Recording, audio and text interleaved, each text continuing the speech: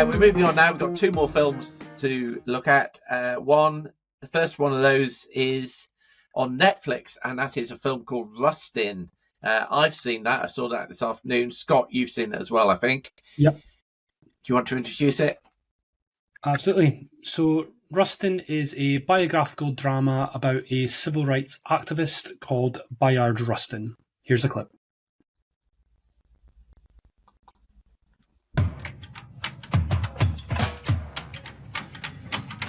Saw an epic demonstration in our nation's capital, organized in 8 weeks. Do this, Dr. King. Own your power. So, again, an interesting historical figure I knew nothing about, which is always a good start for a film for me. Scott, what do you make of it? I'm the same. I didn't really know anything about this guy before seeing this film. I knew that there was a little bit of awards buzz going into it for Coleman Domingo, which intrigued me before I saw the film, and I can definitely see why. And it would not surprise me if Coleman Domingo did pick up a Best Actor nomination after this, potentially. So Rustin there must be about 20 or 25 actors this year that I've said, might be a Best Actor nomination. It's a very crowded draft list we've got. Yeah. 5 of them have to get in anyway. But Rustin is an interesting character in history. As I said, he's a civil rights activist, and he's contemporaries, friends in fact, with Martin Luther King, who features in this film quite prominently as well. And we see that both men are driven and ambitious and great at organising. In fact, Rustin himself organised the quite famous 1963 march onto Washington that gets a lot of coverage. And the thing that was most fascinating about this is the personality trait of him, which is that he is a homosexual.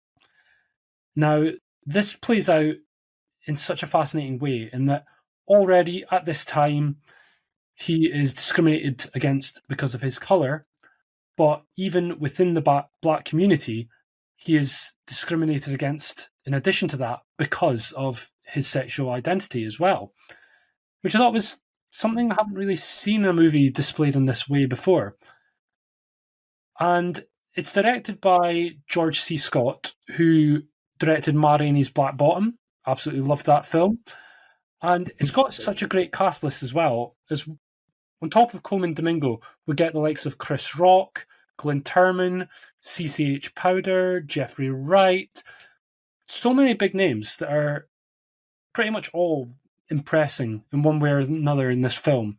I think Chris Rock is surprisingly good as a sort of slightly antagonistic character. Yeah, absolutely. Yeah. So and, it's one, and Jeffrey Wright is always watchable, isn't he? And here he's a highly unpleasant character in this film, isn't he? You really want to get your boo and your hiss out for every time Jeffrey Wright turns up. Yeah. Yeah, there's some of those scenes as well where you can see backlashes and there's certain arguments and certain discussions going on that I thought were really well played out. And the homosexual side of him that we see publicly displayed and then privately, we can see that it's not just because he's homosexual, it's because he shows behaviours that some people consider immoral and perhaps a detriment to the cause, we should say, in terms of the way he goes about some of his activities. But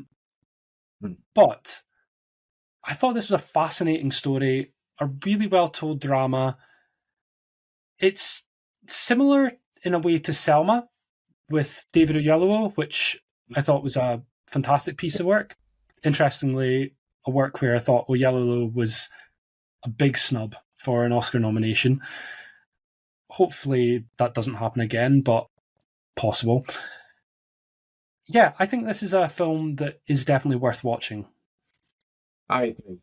Yeah, I agree. I think it's a really solid drama. I seem to remember a certain Mr. Forbes putting it as one of his Oscar-nominated films in his ridiculously early 10, Oscar nomination was it, predictions. I can't remember if it was in my top 10 or just outside a dark horse, maybe. I can't remember. Go back and check. Might have been a dark horse.